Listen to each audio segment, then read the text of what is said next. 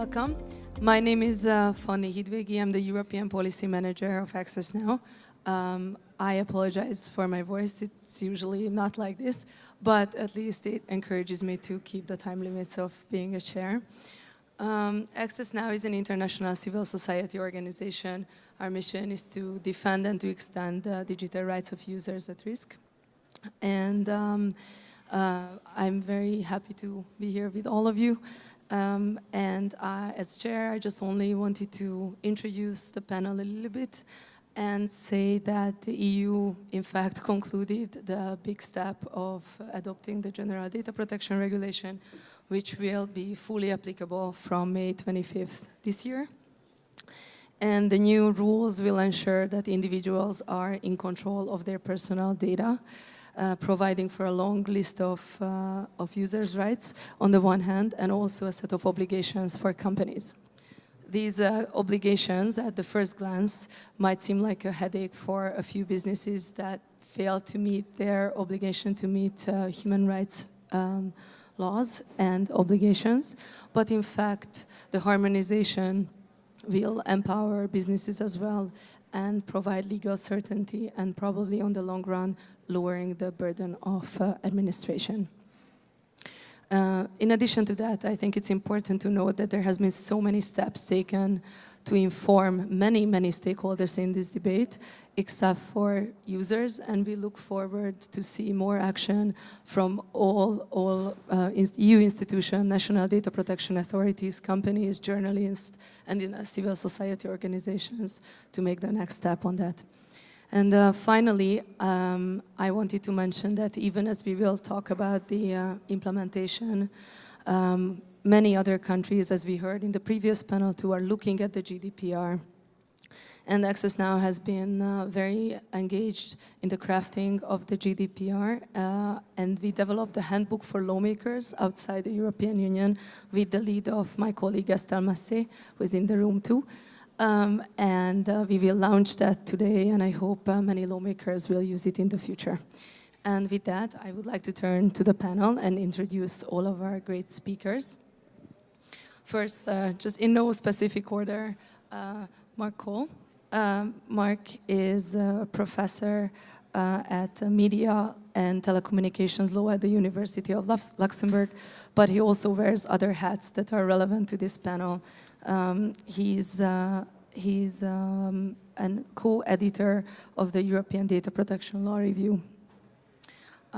Next to me on the other side is Jan-Philipp Albrecht, member of the European Parliament for the Greens. He has been addressed many different ways, from being the godfather and the architect of the GDPR, but officially he was the rapporteur for the European Parliament for the GDPR. And then thank you, Renate, for coming. Renate Nikolay is the head of cabinet for Commissioner Jourova, and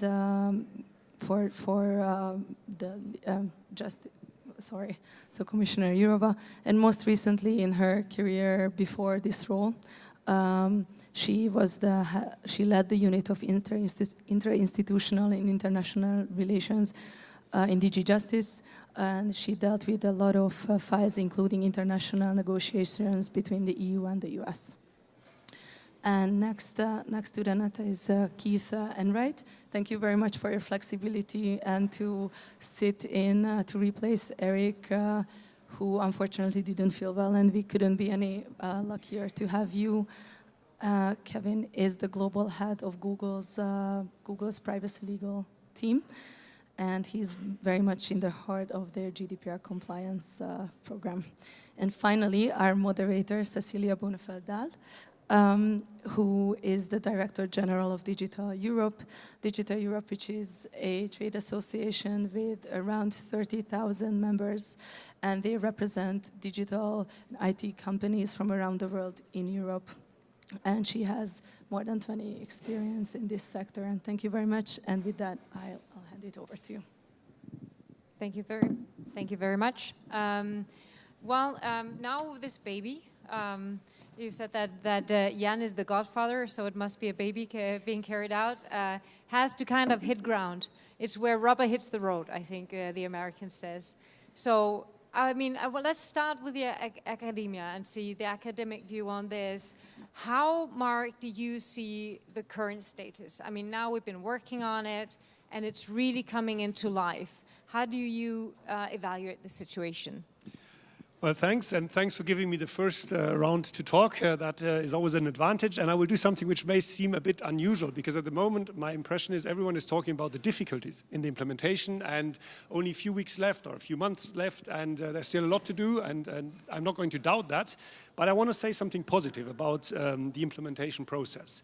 So my impression was, once it was done, everyone was congratulating, saying amazing, you know, the evening before Christmas, more or less, Parliament and Council managed to negotiate it. There was a very positive spirit, and then for a while not so much happened, and then now is this difficulty, is industry able to react in time, are the member states able to react in time? But if you see it from a positive side, what GDPR has already achieved, although it's not yet applicable. If you look around, there is a huge consciousness about data protection law as such. And it's surprising in a way, because even before the GDPR was there, we had a relatively extensive directive, and the problem was a problem that everyone should have been thinking about a lot. And I mean the industry, I mean the authorities, I mean academia. But only, it seems to me, with the GDPR, there's been like a spark. And even here at Cpdp, we can feel that, which has ignited a new fire of awareness about the topic. So whenever you go around, talk to companies, they will either say, we realize we're in real big trouble because we haven't started the process yet. That's not good, but at least they are realizing there's something to be done. Or you could run into companies saying, yeah, 1.5 years ago, we set up a strategy group, and we've invested a lot of money. We've gone through mapping our data processing activities, which we didn't do the 20 years before, and that already has been helpful. So there is a lot happening, which I think is already a success, irrespective of what will happen on the 25th of May. And the last positive aspect is the international dimension, what we heard this morning, but also generally speaking, Europe has placed itself on the global landscape as the GDPR territory. And that is having an impact. I'm not saying that every other state in the world is saying we're going to copy that, but the discussions, in my view, have changed. When I go to academic conferences, there is no more, well, there's a directive, never heard about it. It's like, ah, yeah, you're from the GDPR area. And so one can talk in a completely different level. Now, I do also see problems. And one is, if you look into the industry, there is a big difference across the board. You've got the big companies with a lot of potential to invest into these processes, and they have advanced. There are some which obviously knew this directive concerns us. This regulation concerns us, we have to do something. But there are also a lot of smaller sized enterprises especially, but also some very big ones that maybe missed the message and didn't realize this actually is going to concern you. So for 1 or 2 years, they've been doing little. And for them, it's going to be too late. So the question will be, what is, if they're not compliant on the 25th of May, what is going to happen?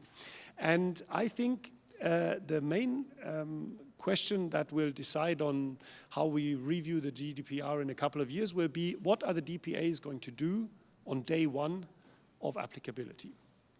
And my guess is, there is not going to be a day 1 after GDPR application. It's going to be a floating process, like it has been in the last 2 years. It's going to be gradually more and more compliance will be reached, both across the board of processors and controllers, and both in the depth of it, meaning in the detail. So for the moment, we maybe, I don't know, I don't have numbers, but let's say we have 60% of the industry is 80% compliant on the 25th. It's going to take a long while until we get anywhere closer to 100, and we might never reach 100 in both directions. So I don't actually think there will be the day 1 where we can evaluate the situation, although it is possible that day 1 after applicability we'll have the first contentious issues that go to court. My hope is that the DPAs will find an approach where they don't, it's not going to happen because they won't have the resources, but they don't go after all and after every question, but that they start picking out the decisive elements and start working on compliance in the industry bit by bit, and not have the approach within 2 months everyone has to be at 100% compliance. Then I think it can work very well. The second big point why I don't think there's going to be a day one is the implementation on member states level. Now, we already have to be careful with the word implementation. I'm not going to discuss that here, but obviously it's a regulation, so the word implementation may seem wrong. But it's right, not only because we have a moment where the legal frameworks in the member states are being adapted, not to transpose, but adapted to the new situation, but we will have a situation of national data protection authorities enforcing and national courts reviewing this. Now, that is going to be, for me, key. Will we have a situation where we have like a forum shopping because there's very different approaches, or will we have a community that is being built up between the authorities beyond the board, beyond the EDPB, a general approach where one can say there is an agreement between the data protection authorities on certain key issues and key values. And I'm very optimistic about that because the Working Party has already contributed to the discussion in some very relevant points. I'm going to do a bit of self-advertising. I'm a media lawyer, so this is a product placement, if I may. Most of you will know this journal, EDPL. We founded it, and you mentioned it kindly, we founded it 2 years ago because of the GDPR. And then you might say, well, but then it loses its need for existence in a few months, right? That would be a shame. The reality is we have a series in that journal which we call the GDPR implementation series, and the idea is exactly that in 2, in 4, in 8 years from now, we can continuously report about what has happened to Article 6, to Article 12, to Article 35 in the different member states. And we will learn from that. And what will that lead to? That's my final concluding point for now. In 10 years, and that's why I would plead, let's change the perspective. Let's not think about the 25th of May, but let's think about 10 years from now, 2028. When we look back, what will we think about that date? And I'm absolutely convinced we will say that was the beginning of a really, maybe not even the beginning, but it was the visible beginning of a really modern data protection regime and data protection approach in which everyone, the data subjects, but also the controllers and processors, can adopt to this new situation. So I think 10 years from now, we will have a very positive stance on it. Thank you so much. So I will turn to Renate. You are at the heart of this, and you have been along on this journey for quite some time. And of course, a couple of the things I would like you to kind of reflect on, do we actually set like global standards, and what now? What next? We read that there is something right now coming out, very interesting tools, and the Commission is really trying to take care of the implementation. Can you tell a little bit more about that? Yeah, thank you very much. In the Commission, we don't have the privilege to kind of, at least not in this mandate right now, to look at what will happen in 10 years' time. We actually have much more the perspective of we need to do everything we can to have everybody as ready as possible for the 25th of May of this year. And this is how I would like to start. I've been involved in the data protection reform. I've seen it kind of, coming out, but in the trilogues as well. But what is really new in the GDPR saga for me is that the work has not stopped once we had a deal just before Christmas with the Parliament and the Council. I've never seen, and I've been a while in the Commission, such a first-class approach to a real effective implementation of something so meaningful. And it's probably due to the fact that the GDPR is really, covering everybody. It really addresses every single one of the 500 million living in the EU. And of course, also all the business, either established here or offering the services here. So we have to get that right. So that's why even directly after that, we have continued the discussion with member states. The negotiations that used to take place in DAPIX have actually never stopped, because every month the experts came to town again to sit together with our experts and to compare notes on how member states are doing in adapting their laws. They don't have to adapt their laws because we have a directly applicable regulation coming into play on the 25th of May. But I think it was very useful for the experts there, those who are drafting, for instance, on the specifications that we have allowed in the GDPR for some sectors, and that are drafting that for their member states, to actually have a joint approach, as much as possible a joint approach. So member states was a key target. We are not doing so well because so far, only 2 member states have actually finalized their process of adapting their national laws. But that might not be so bad in the end if we don't have so many national data protection laws anymore, and if everybody relies on the GDPR. The second kind of front was really to work in close cooperation with the data protection authorities, because it has already been mentioned that they are so important in this, and they can be breaking or making this a success. Because what is innovative in the GDPR compared to the directive before is really the governance structure. Is this European Data Protection Board, is the one-stop shop, is the idea that they would really come to a joint approach on some of the conflictual situations. That requires a different culture from the culture that we have in some of the DPAs right now. The DPAs in the member states are very different.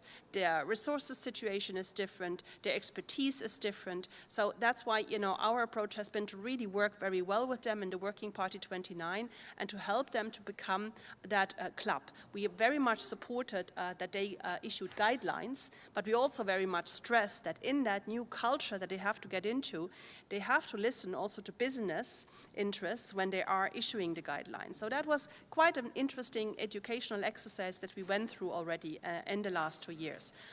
What are we doing today?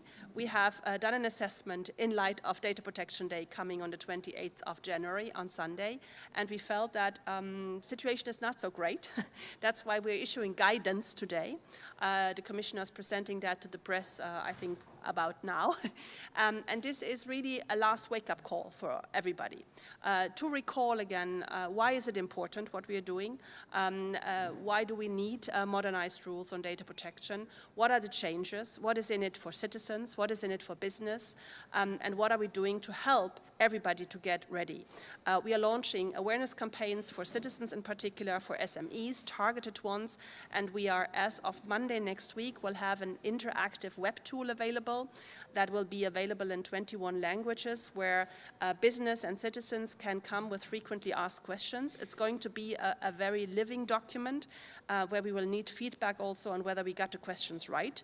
We developed that in close consultation with experts from the business world and from the DPAs, but it's really meant to give a last kind of, a push to those who are maybe not ready.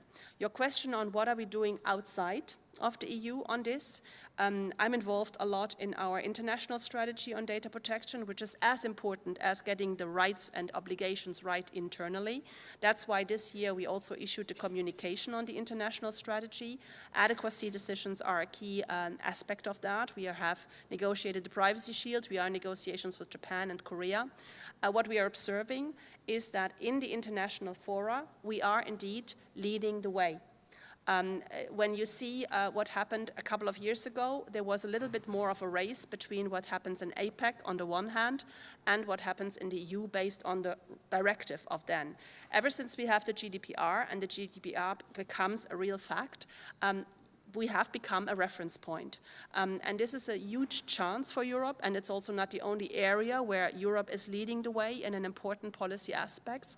And it is also true that many, many countries in the world are at the moment, for obvious reasons, because in the digital economy, if you want to get it right, you need to get the balance right between privacy and business interests, privacy and security interests. That's why many countries are reflecting about either amending their national legislation or even adopting for the first time. When doing so, the GDPR is a reference point that they are referring to, and I think we can be very proud of that. Thank you so much. Turning to the godfather of the GDPR, so you have been following this very closely and been the rapporteur. You know, how does it feel now when rubber hits the road and it's really coming into life? And what are your biggest concerns but also the opportunities that you see?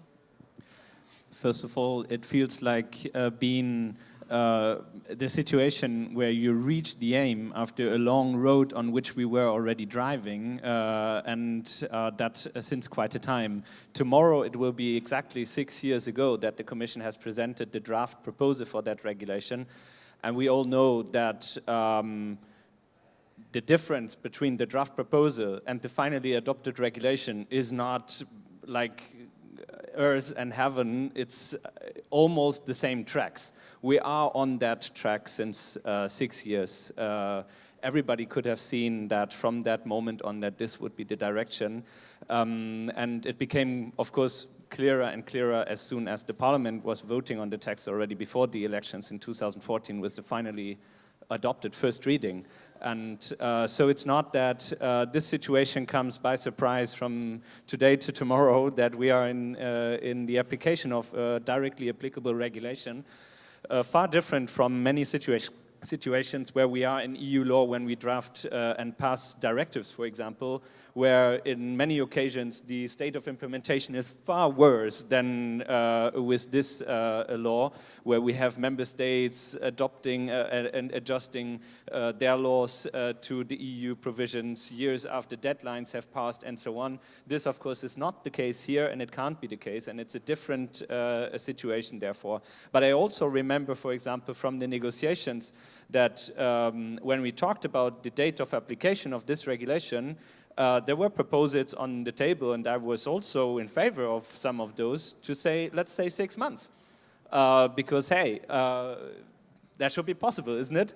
And so it was already quite a compromise at the end to say it's 2 years that we are waiting for this law after it got into effect. So we voted on it, it was translated, everybody, you know, the whole procedure was going on. After it got into effect, we will wait just 2 years to get everybody on board. That's quite nice. And for EU law, I think that's also some kind of a precedent to give so much time. And for laws in general, I would say, also on member states level. Therefore, I don't think that anybody could complain that we are where we are right now. I also therefore think that it's absolutely from utmost importance now to get everybody as much as possible on the situation to be compliant with the 25th of May. And of course, 100% compliance is something which can never be achieved. We know it. I mean, we sometimes cross the road on a red light. Everybody knows that 100% compliance out there is not what is happening. We try to achieve as much compliance as possible, and we see, of course, that enforcement actions always are and have to be proportionate. That is written down in the regulation. But to also say that very clear, this is a regulation, and it will apply from the 25th of May, and it will directly apply. There will be no national law which can be applied as long as it is in contradiction or saying something different than this regulation says. This regulation will apply no matter what, and it will not only be national DPAs and national courts enforcing this law directly, it will be European national courts and European national DPAs enforcing this directly, because DPAs in the member states are acting as European DPAs when enforcing the European regulation. National courts in the member states will be European courts when applying the European regulation. It will be the law, and it will be enforced, and it will not be up to the DPAs to decide if they want to enforce or not. No, we as legislators are forcing them to enforce the law. There's no question about that. They can go away and not enforce. They will be forced. And that is just to say that nobody should have any illusion about the question if this law will be as hardly treated or as hotly eaten as it is written. It will be, and it is clearly the intention of, I would say, everybody in the European Parliament to also make sure that this law is applied in the way as we have passed it. And I think that it is also in the intention of the member states. We all know, of course, that this is a huge task, and we respect the fact that there is quite many complex questions in, and as every fundamental reform of legislative grounds always leads to the situation that there is new terms in the air, that there's new ways of treating different situations by the law, and therefore also many interpretations, and there will be many debates, also legal debates to be done or to find the right way.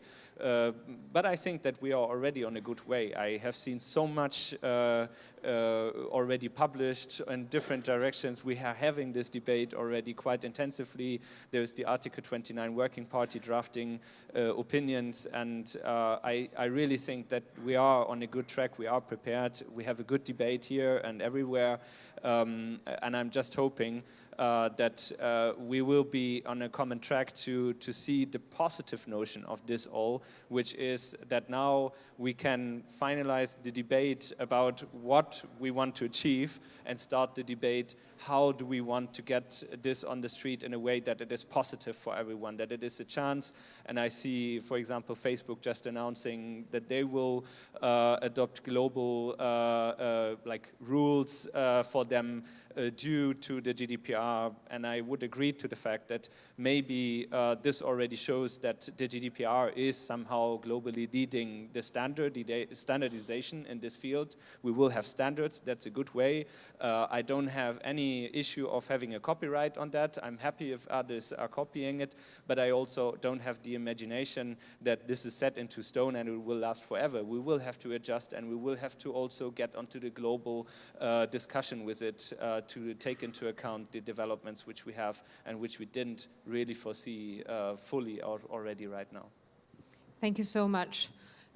So now what we hear is we are a front runner of the whole data protection discussion, and it's a European harmonization, and maybe even more than we think. If only 2 are finished, and with a draft, maybe it will really be a harmonization, much more than we even could dream of.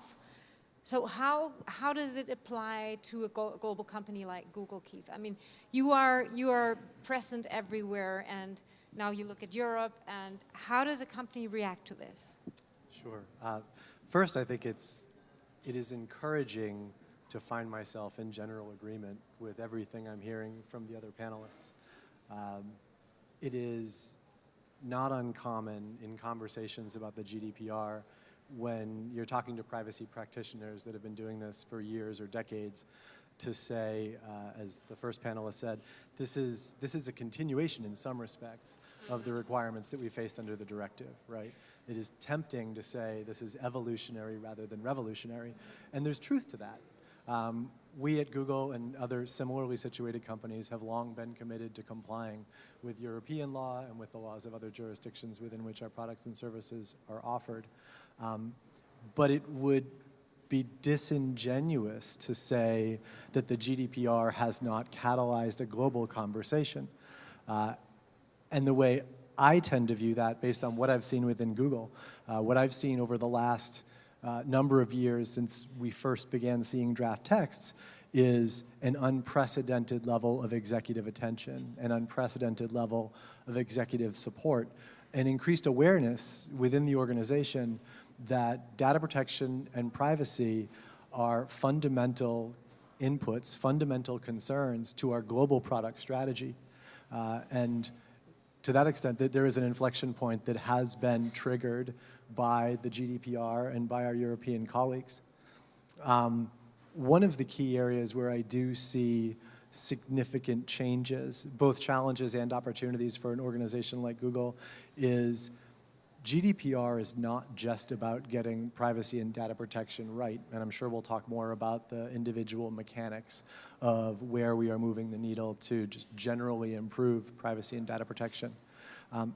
One of the things that I've found most interesting over the last couple of years, as we have spent literally hundreds of years of Googler time in reviewing our products, reviewing the requirements of the GDPR, processing, digesting, reflecting upon the guidance from the national authorities, from the working party as it becomes available, is the greatest challenge for us may in some respects be the way that our products are going to evolve to further satisfy these new requirements of law.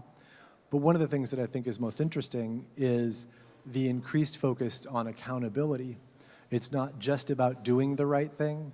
It's about being able to demonstrate to a high level of confidence and a high level of certainty to interested authorities in Europe and around the world that we can show we're doing the right thing, that we have appropriate controls internally to be able to demonstrate that consistently. That is something that is, from my view, as someone who's been doing privacy program management for decades now, that is something, in some respects, that's fundamentally new. We are taking privacy and data protection, governance and oversight to an entirely new level of maturity. And the way that a large multinational like Google is going to embrace a challenge like that is going to be to provide improved controls, higher levels of transparency, higher levels of clarity, being exceedingly thoughtful about the way that we are sharing information with our users, about how information is collected and processed and used to provide the products and services that they sign up for. That is going to have a global impact, certainly. While we are focused on compliance with the legal requirements, certainly, we are increasingly interested, and even more generally interested, in making sure that we're getting privacy and data protection right around the world, because that's what's going to make our products and services future-proof. That's what's going to optimize our flexibility, not just for May 25th of 2018, which I think anyone sophisticated who's been thinking about this issue recognizes is little more than a point in time. It's the maybe the midpoint in, I think, a 10-year conversation is a perfectly reasonable way to scope it. And it will certainly not be the last set of challenging privacy and data protection requirements that we face as a business. It's a framing of the conversation between us and our users, as well as us and our regulators. And it's a substantial challenge. It is one that it has been eye-opening within Google over the last couple of years to see the level of commitment from the senior-most executive staff at Google to embracing the challenge, to making sure that we are appropriately resourcing it, staying focused, and ensuring that across our entire product portfolio, we are making the right decisions for our users in a way that's going to prepare us for whatever the next compliance challenge is. Thank you. So staying just a minute with you, Keith, two things. You have products. Will you differentiate products in Europe from other places, or will you standardize from the same framework and your processes? And second of all, you are a big generator of SMEs and a part of an ecosystem. And do you see the challenge of these SMEs different from yours? So those are two really separate questions. Let me take them apart. I'll start with the first one. As someone who advises a large multinational on risk and compliance, I will always err on the side of counseling to the most uniform solution possible. When we are dealing with hundreds of differing legal regimes, differing sets of legal requirements around the world, there is substantial benefit to us as well as to our users to taking the most uniform approach possible. This is one reason why I do think it's undeniable that the GDPR has raised the bar for privacy and data protection globally, because sophisticated companies that are offering products and services around the world are definitely going to be looking at the GDPR as a high watermark, as a reference point, as we think about what our global compliance program is going to look like. To your second point, the success of Google is inextricably tied to the success of thousands or tens of thousands of small and medium-sized businesses, as well as large organizations around the world. With that, everything that we do in the internet ecosystem is aimed towards creating a vibrant, competitive ecosystem where these other companies can thrive. We have tried, in the context of privacy and data protection compliance, to set a high watermark, to make tools available to small and medium-sized businesses to actually ease their compliance load when we can be a helpful partner in that area, things like what we're doing with cookiechoices.org. We try to make things available, and much of this has been informed by our relationships and our conversations with the national authorities. They've specifically suggested to us that where there are opportunities for Google to establish best practices, make tools available, do what we can to raise the bar for the entire ecosystem, to improve privacy for your users across Europe and around the world. We're always looking for opportunities to do that. Thank you so much. So Renate, looking at this harmonization, can you elaborate a bit more? Because we always scared that we just create trade barriers within Europe instead of creating really a harmonized framework that allows companies to grow across borders. Can you elaborate how do we avoid that? Well, by using the strength of the law, which is, as was said, a directly applicable regulation everywhere in all the 28 member states, by enforcing it well with the data protection authorities, because the law has more teeth than it used to have under the directive. But of course, all this will have to be done in a proportionate way, as was said by Jan-Philipp, because we have to also carry everybody with us. I think in this harmonization approach, something that strikes me when I travel around and talk to business and member states in the EU is that we're talking now about the EU is leading the way, and I myself talk a lot about that. But when you look at the details, it's not that homogeneous in the EU yet. So I think that's a little bit of a challenge, that in some member states, just the awareness for data protection is much more developed than in other member states. We have more recent member states than others. That's an issue, that there's less of an experience with the 20 years of the directive. And I think also when you look at the history of some of the member states, there's less of an issue, of a debate, of cases being brought for data protection purposes, as you've seen in some of the older member states. My point is that we will have to educate everybody in the EU of the possibilities that the new rules foresee. For the big advantages for businesses, because they will have the same rules everywhere. They will have a much easier approach, which was referred to, the risk-based approach, instead of the heavy notification approach that we had in the old rules. The one-stop shop, the governance structure. But then, of course, the big advantages for the citizens, to make it clear to the citizens that they have a possibility to take into hand the control of their data by asking for the right to be forgotten, by asking for data portability, and you name it.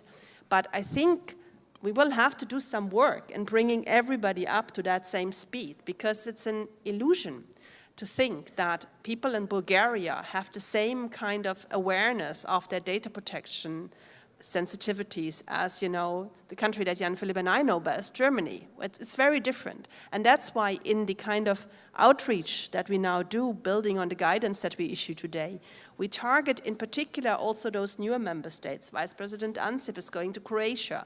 Commissioner Gabriel is going to Bulgaria. My commissioner, Commissioner Jourova, is doing things in the Czech Republic and in Slovakia, because these are countries where you have to bring everybody up to speed, because otherwise, if people either there are not aware of it, or business are too kind of, casually thinking about, oh, there are data protection rules, then we will create this kind of difficulty that will eventually have to be resolved in court, and it's still a chance to kind of, avoid that. Maybe last point I want to make in that, we will, next year, we said in the guidance that we issued today that we will come back in a year's time, and we will bring back experts, politicians, to actually look at what has worked and what hasn't worked 1 year after the directly applicable situation of the GDPR. So, Jan, I mean, the next step, what is the most important next step in all this? If you were able to stand 10 years looking back and being as wise as you could be in 10 years looking forward, what would you do? What would you do? If you were responsible for the whole thing and you say, we should have done this, what would you have done? I mean, the most important message now is that now comes accountability. the principle of accountability, which we followed, which is we don't have the paternalistic approach that everybody's telling everybody what to do on data protection. No, everybody has to know what to do on data protection and be accountable to it. And I think that's a very good concept, which we started off with the GDPR. And now, so the most important message is really to see, okay, what have I to do with personal data of others, and to think about it and to look into these rules, at least for the European market, to see, okay, if I want to act there, if I process personal data in that context, I need to be compliant because that's an important issue there. And it will be an important issue globally. And I have to say that I don't see these differences anymore in expectations of consumers, I have to say, but that may be a generational issue.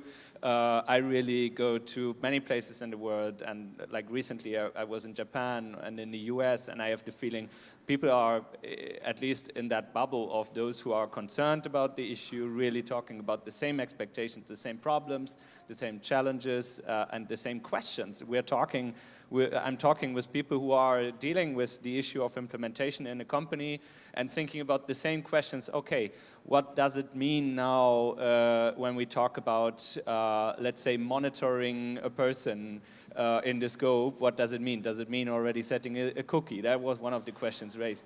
Yeah, that's up to debate. We have to talk about that. And that's up to the DPAs to also give answers to that now. And that is what is now to be answered. It's not, the next step is not going to court.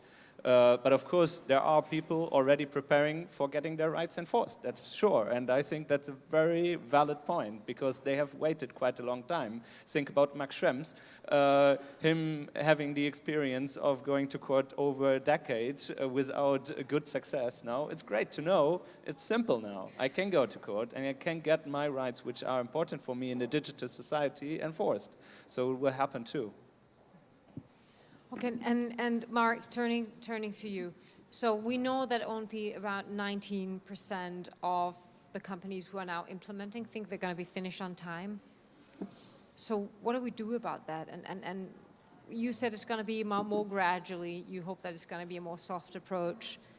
Is that what you foresee? You see more like still a year of going on and waiting a little bit, because if they're not finished, they're not finished. You know, what do we do about that? Well, it's good that you asked that question, because it allows me to not correct what I said, but to make sure that it's not misunderstood. I think Jan-Philipp knows quite well that I don't see it, but the way you commented, I think it's necessary to explain that. I'm in no way doubting that on that day it is applicable. And things could change, what you said last, if many individuals, many data subjects carry many issues fast to court. Because that is one big move forward. The regulation has teeth. It doesn't only have teeth in the sense of the authorities being able to monitor better, but it also has teeth because it has the whole chapter on remedies and court access, which is much more facilitated. So it is possible that there's not 5 or 10 or 20, but 50,000 individuals that are waiting, and then it will speed up the process of clarifying certain concepts or notions where we're not yet exactly sure what they mean in practice. I wasn't going to question with the way I said it that this is the case. And in no way is this a recommendation to a controller or processor to say, well, you know, we can wait another year.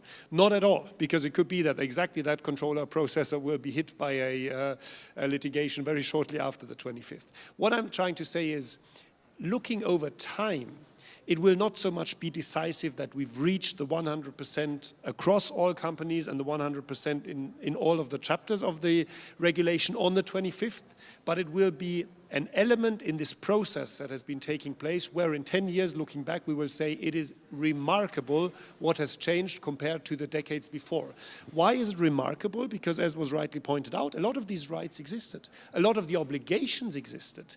But if we are honest to each other, had we made a test across the board of the companies that are processing data and controlling data 10 years ago, we would have realized that the compliance rate is much lower. Why? Because there probably was a person taking care of the privacy policy within the company, relatively isolated. There were some processing activities where it was clear we have to be sure that we're in line with the law. Now it's different. Now the people in the companies that are in charge of it, they can take a 360-degree approach, because the GDPR has helped companies to realize It's not, you know, one element of our commercial activity is data. Data is everywhere. So if we want to be compliant, we should understand that it's a department that should work horizontally across the companies.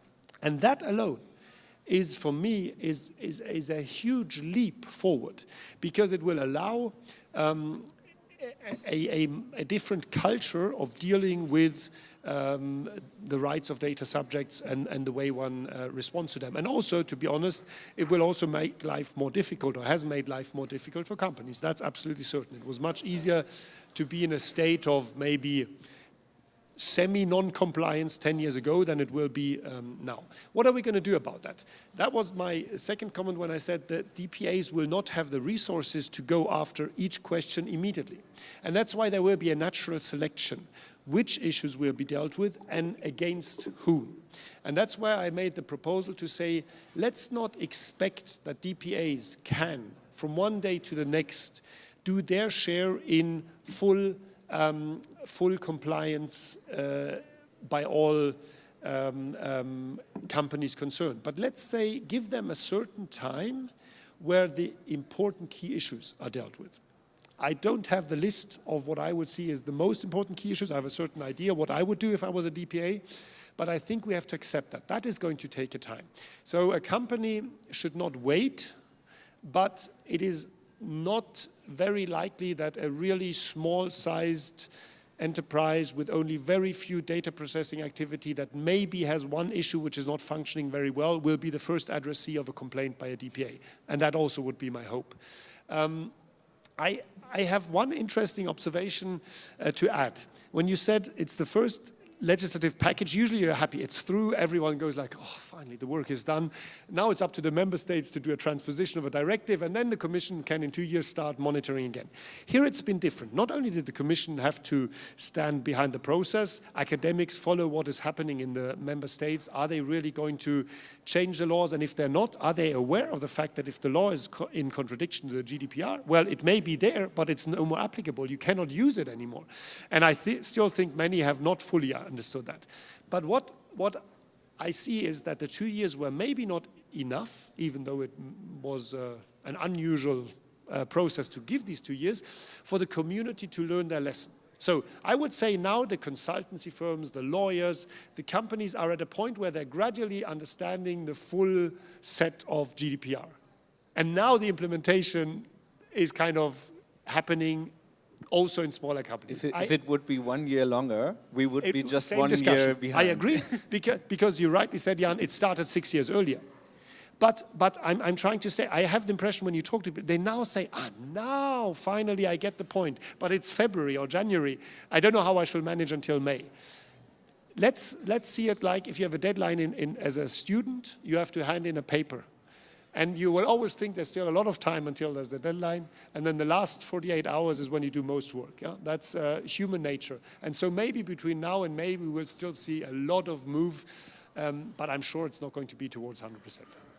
Okay, I think if we had maybe an SME on the stage, they might have seen it a bit different because they were not a part of it 6 years ago and they see it differently. Even the Danish ship owners were lobbying in 2012. I can tell you, all representatives of all stakeholders, of all SME environment, they were involved. So I don't buy that argument, I have to say. I'm sure that there are many SMEs who are themselves not aware, but they are represented and their representations were active. So I really think that this is a task which cannot only be on the shoulders of the Commission. This is the task of all those who were involved in the whole process also. And maybe if an SME only now becomes aware of the fact that they have to do that, they should be considering if they are in the right alliance represented by the right people. Okay, so... But I mean, if I just can add, because there is always a lot of kind of, concerns raised by SMEs. And I think one has to differentiate. I mean, there's a lot of myth because many SMEs, will just not be targeted by the data protection rules in such a massive way because we have built into the structure of the GDPR quite a light approach for SMEs that is to their benefit. And on the other hand, we are also now kind of, and we are producing material to kind of bring that back home to the SMEs, to demythify that. But on the other hand, there will be very, very targeted outreach to SME associations in certain member states where we hear that they are, for whatever reasons, probably not as prepared as they should be by now. But I think for the bulk of the SMEs, if you are not dealing with, data processing in a sensitive way, if you're having a client-based, data storage, that's probably not that heavy what you have to expect under the GDPR, if you have already done what you should have been doing under the current directive. Very good. I think that's an important message to convey, and respect for the Commission for also taking this task and continuously working on that. So the last thing. Now, this we call it a start, that we are kind of a front runner, even though it took 6 years. It is a front runner situation that is changing the whole paradigm of data protection. What's next? I mean, of course, we have e-privacy coming along, and there are some discussions. Are they overlapping things? What's next, and how do we handle it? It's an open question to whomever is. I mean, we all know that these debates on e-privacy and the whole negotiations, they are going on all the time. And the big question there is, of course, always has been from the beginning of that procedure, what is needed still as a specific regulation for the area of electronic communications? And we are debating about how the rules have to be there. But I also have to say that in general, and that is also applicable in the situation even without an e-privacy regulation, we will have these rules in place, and the GDPR will also have an impact on that area. So we can focus on the GDPR. If you are GDPR compliant, you already, if you do electronic communications, need to get into account the specific rules already today. If not, you won't be forced to even deal with the rules also after the new regulation. I think that these are debates which are necessarily happening, but where we don't have to expect too much new, because basically the orientation also with e-privacy is to follow the rules which we have, but to also better harmonize them and align them where possible to the GDPR. But where I see that new things are coming up is that, of course, data protection, and we have talked about that at the beginning, is one field where we see Europe leading on standards for the digital market and digital technologies, which we are having more and more. But we have other areas like IT security, like liability rules, like consumer contract rules, where the dynamic evolution, as you say, of new standards, technology standards, but also legal requirements is on the table and is in the move, where everybody now should be getting also involved into, to not be surprised if there are new standards coming up tomorrow in the same way as it has been with data protection, because we all know that we have to get more harmonized standards, but also more adjusted standards to new technology and the global digital market. Renate and Keith? From my daily work, I would say 2 areas that I see kind of coming, where the GDPR and how the GDPR plays into it will be an important factor. The one is in the area of security/law enforcement, because given that we are in Europe also very concerned about having the right steps towards a security union, there will be a real kind of need to step up the cooperation on law enforcement. And here we are talking about aspects such as, access to electronic evidence, even going beyond the borders of the EU.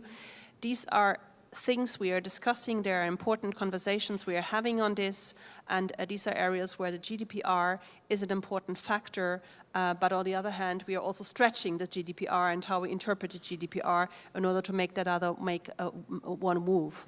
And the other relates to the whole area of AI, artificial intelligence, where that's probably not anymore for this current commission to really set standards, but certainly we are working on an initiative, as you might know, that will come in April. We are still debating it. Personally, I believe that it will not be hard legislation. It's rather going to be putting a mark and maybe more in form of a communication and some principles. But certainly here, when we are talking about when, you know, you might want to kind of in the future think about what are the right ethical kind of standards, what are the right liability standards for AI, robotics, and here you're also at an interplay between the GDPR and those new elements. So from these two angles, these are discussions that we are having at the moment quite intensely in the Commission. Thank you. Keith? I've learned a great deal over the last several years in and from my European colleagues and counterparts. One of the things that I've really seen as a significant evolution in the way that we engage with the regulatory community in Europe is we have transitioned to being far more open, proactive, transparent, and engaged than we were even 6 or 7 years ago. I've seen that transition in our relationships with the regulatory community reflected also in evolution in our relationship with our users.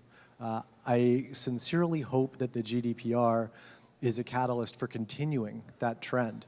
I am hoping that 5 years from now, as we are probably going to be on a similar panel discussing GDPR 5 years in, we are having a conversation about embracing technology with an informed optimism and not allowing fear or apprehension to stymie innovation or to prevent users from realizing all of the benefits that technological advancement has to offer. I think the GDPR gives us a tremendous opportunity to move the conversation forward in that sort of a constructive and collaborative way. In my view, let's face it, GDPR is big. I would even say GDPR is huge. So we are not going to have a second GDPR any time close to now. But GDPR has done something which goes well beyond the confinements of data protection law, and that's basically come through the last contribution as well. So on the one hand, we will have like the tree, and we will have additional branches added like the e-privacy regulation, yes or no. So there will be some form of specific rules for that sector or not. And if they're not, well, then we will live with the GDPR standards. And there will also be other areas where data and data protection will play a role. But the tree, the main core will be the GDPR from now onwards. But it goes beyond. That's the second area. I think the GDPR has kind of sent a signal to the world that the EU is prepared to have its own approach, let's say its own regulatory approach to the tech sector. And there are some fundamental issues there that you can also use in many other areas of the tech sector. So there are some values in there, that there are some procedures on how to protect the values. There are some clear indications on national authorities cooperating on a European level. So there are some elements which I think can also play out in other areas. And I'll take platform regulation as an example, if not to touch AI yet. But is it a coincidence, or is it maybe a natural continuation that Europe has been re-reflecting on whether and how to have some form of more modern regulation of platforms, be it video sharing platforms, be it generally this is not disrespectful, the GAFAs. Is it coincidence, or is it maybe something that has to do with the stronger self-consciousness of the European Union to get active in that field? I think it is. So yes, at the moment there's not going to be any hard law on fake news, but we will have a communication, and maybe that's the first step also in that direction. And I think even though it's not data protection at the core, we can use GDPR's achievements also in other areas without having a GDPR 2. Okay, thank you. I think we need to thank the panel for a very vivid discussion with a lot of details. Maybe taking only 1 or 2 questions from the audience. And I see a gentleman down here. Do we have anybody with a speaker in the audience? Yeah. Thank you very much for the great panel. I actually have a question follow-up on what Mark said, which is mainly from Jan and... Can you speak a bit louder, please? Sorry, yeah. So I have a question follow-up on what Mark said, and is going to Jan and the commissions. And I would like to know their thoughts as we have a new European framework where the European Union is the one that tells DPAs what to do, and there is a new framework that is European agencies that are regulated by the European board. Where do you find the role of the data protection officer within that bigger framework? Because in the end, the GDPR talks about him as someone that's supposed to monitor everything. And then the question for Google will be, how does this all combines to the role of the DPO within that company that has to keep monitoring internally and at 36 degrees of monitoring ability? Yeah, so yeah, let's take a couple of questions more. The lady here and the gentleman there. Go ahead. So, hello, I'm Lucas Olejnik, and I just wanted to simply ask, don't you think that GDPR will, in fact, end up fractured in European Union? Like, imagine and think about the proposals, well, you could hear about. For example, in United Kingdom, there was a proposal to enable chasing privacy and security researchers that perform legitimate research in order to improve the ecosystem. Specifically penalize parts of privacy research like re-identification. Other European member states think about changing fines regime, even for large organizations, either waiving them completely or decreasing. Can you maybe make the question very short and crisp? The thing is, don't you think that these kind of initiatives will result in a fractured GDPR? Okay, and the last question from the gentleman, then we do a quick round with a couple of answers. Okay, hello. My question is it's an open question. First of all, when the first speaker, sorry, I forgot the name. Yeah, when people see you, they say, hey, you're the GDPR guy. Okay, are there negative or positive undertones in that? Because when I look at the GDPR, I get a feeling it's like some sort of a pain in the ass for companies. Because the rules are very strict. The damages go up to 5 million euros, or the 20 million euros, and maybe 5% of the companies' yearly turnover. Isn't Europe scared in all these negotiations that maybe one day, in 10 years from now, maybe the Googles, the Amazons, and the rest will be like, oh, basta, this is too much, we can't take it anymore. Isn't Europe scared they are like biting a little too much than they can chew in the future years? Because there's competition. Competition may rise from Africa or from Asia, and Europe may think these rules are too strict to cope with. Isn't there a risk of losing the market or losing the big companies? And also another thing, one last question. I heard when coming in the bus, I read an article today saying concerning the privacy shield, the negotiation of the privacy shield. I hear that process is being challenged right now at the ECJ. I don't know if that's true or the veracity of that question. If you can just elaborate more on that, I'll be grateful. Okay, so thank you. Bringing it into the core, is there a big risk of fragmentation? Will we back off in 5 years because it's just impossible to kind of comply with it? And what about the privacy shield, the relationship to other countries? I think we touched upon most of it, but maybe just a quick reflection from the panel.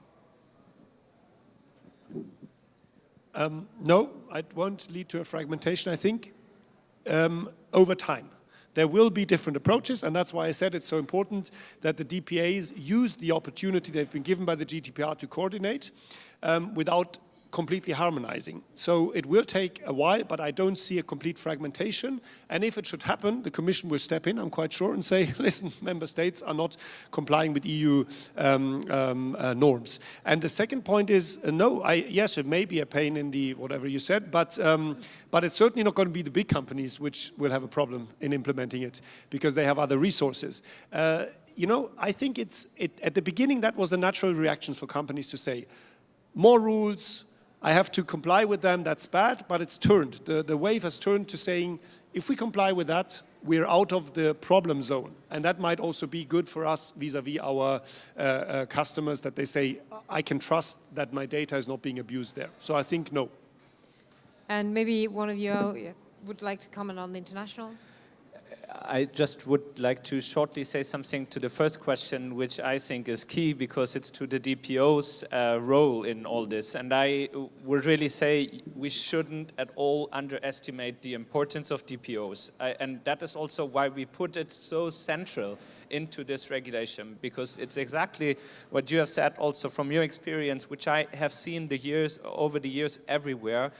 It's about having a person which understands the issue and which has a direct say to the management that this is an important point. And we valued that position exactly because of that, because nobody understands the business of a company better than that person. And so it's a really good investment of anyone who's doing processing of personal data to have a DPO. That's why we also ask for it to have it mandatory in many cases. But it should be also the central point of contact and the central point of like conversation when DPAs approach a company and when consumers talk with the company about that. And this person carries a load of responsibility when it comes to accountability to this principle. I really would absolutely not underestimate that position. I think that's a central role which now also is needed, of course, quite a lot. And I know that those people work a lot now to get the things on the road until the 25th of May, especially when it is smaller companies where there's not a full post, for example, and so on. And I wanted to also repeat, I don't underestimate the need for SMEs, for example, to really get resources free. And I also say that for those, it's really a pain in the ass to do that. But that's exactly to understand that data protection is a very essential part of getting a business out there. And that is what we are talking about today. Maybe just to add on the burden for companies and on the privacy shield, the GDPR was done very mindful of also providing benefits for businesses. I tried to explain that.